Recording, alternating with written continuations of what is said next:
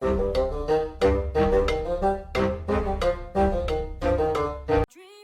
you for joining me, I'm the Monk, and today we're going to be doing a review for the Olympic Games Tokyo 2020. Now, this game was actually meant to be released last year, but this is just another thing that got massively impacted by the coronavirus. The Olympics themselves got delayed, and so the game got delayed as well. A lot of reviews have already been pushed out last year for this game. I've only just got my hands on it, so here is my review. Now, this game has been developed and published by Sega. It's currently on the PlayStation, the Xbox, the Switch and the PC, and will set you back a whopping $29.99 unless you manage to get it on certain offers. It's also cheaper on certain platforms as well, but that is quite a hefty fee for this game. So what is this game and what do you get for your money? Well, as it implies, it is a sporting game. It's very similar to games of old like International Track and Field. It's all about athletics, all about the Olympics, competing in those events and earning the gold medal if of course you can do it. Now, there is a very simple and basic character customization within the game. You can also unlock certain titles, you can unlock certain abilities within this game to make your character faster or stronger, but of course you have to actually play the game to unlock these feats in the first place. Now, I absolutely used to love International Track and Field. I would spend hundreds of hours playing that game, couch co-op with my family and friends, trying to get the best possible score I can. I very fondly remember it, and so I was very excited to get my hands on this game. There hasn't really been one of those games released for a very long time, and I was really hoping that it was going to be able to capture some of that excitement that I felt way back when. However, unfortunately, I didn't get any of that. Now, there are 18 events been put in, which 18 events kind of seems off the bat as a lot of events, but you know, this is 2021. I would kind of expect to see a few more of those things. The interesting thing they seem to have done is they actually took out high jump, which is a complete classic within these sort of games. They also took out weightlifting, again another classic, and they took out the javelin event as well.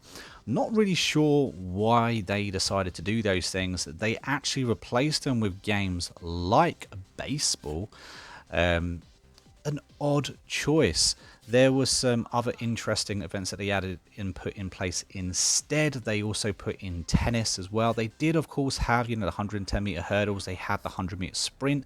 They had many of the classics as well, but they did throw in games that you just kind of ask yourself, why did they do it? They also put in games like basketball. Now, very recently, every year we get an NBA game come out, absolutely belter. This game isn't going to compete with those sort of graphics or that sort of intention. So it does beg the question as why they chose to put that in replacement of, events like the classic javelin, which would have been much easier and simpler to make work.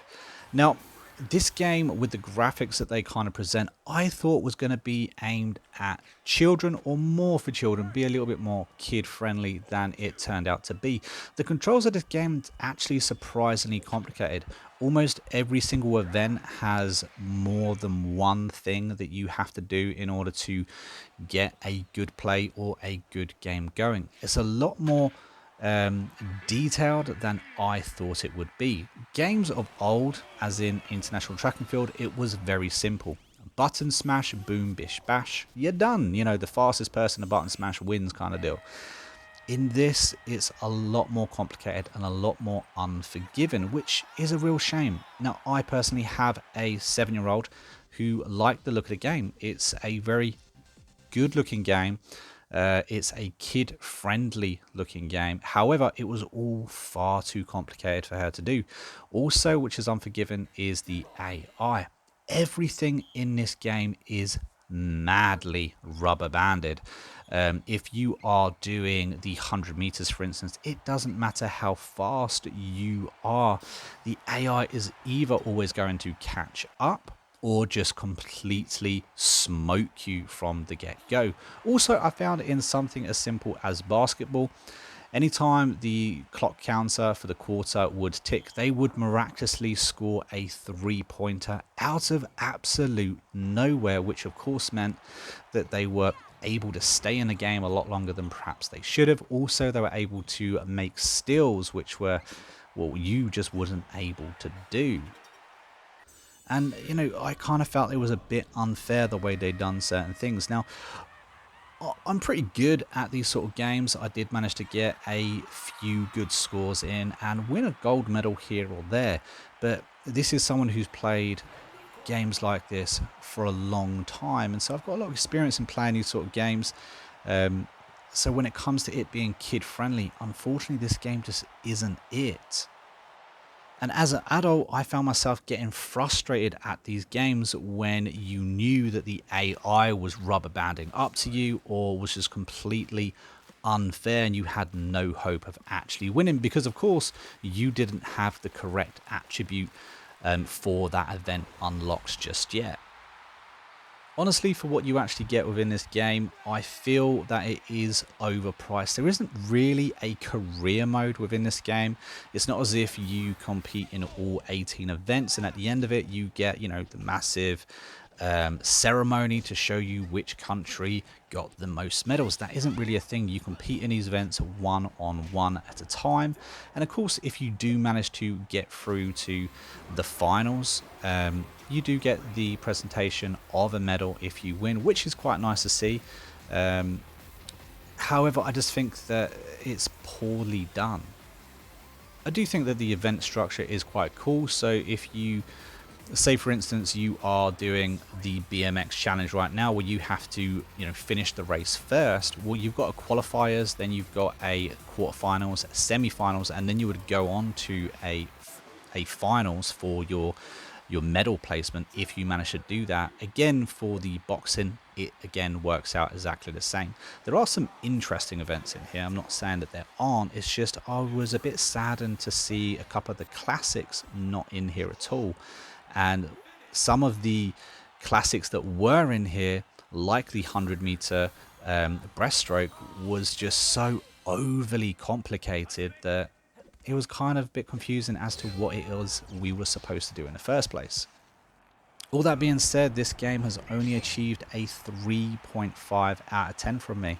I was just massively disappointed, and it's not a game that I would recommend or share, especially for the price. But guys, if you have enjoyed this review, please hit that like button, subscribe to the channel, and of course comment your thoughts down below. If you have managed to play this game and enjoyed it, what is your favourite event? I think my favourite event within this game was probably the boxing. I found it the most enjoyable out of all of it, and I felt that the AI actually played fairly. Also, I won a gold medal in it, so hey who, what you gonna do? But that's it from me, guys. Thank you very much for watching to the very end. If you did, don't forget to comment red banana down below just to confuse all those people that are new to the channel or didn't watch the end of the video.